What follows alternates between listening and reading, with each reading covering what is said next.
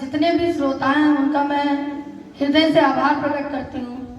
जितने पत्रकार बंधु हैं और हमारे वरिष्ठ जन हैं जिनका समय समय पे हमको आशीष मिलता रहा है।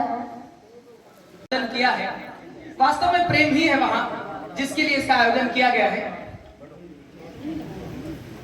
एक नहीं, मैं 10 मिनट रुकूंगा, आयोजक का तो मानना ही पड़ता है भाई।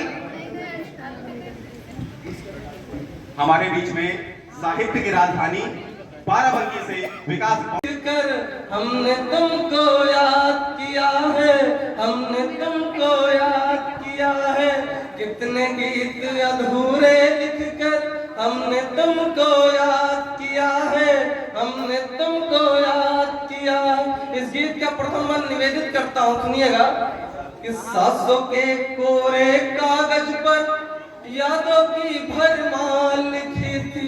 यहाँ साहित्य के लिखने पढ़ने लिखने वाले लोग हैं, वो बहुत अच्छे से समझेंगे। निवेदित करता हूँ कि सासों के कोरे कागज पर यादों की भरमार लिखी थी। जीने मरने की कसमों की, जीने मरने की कसमों की हमने खुद मनुहार लिखी थी, हमने खुद मनुहार लिखी थी।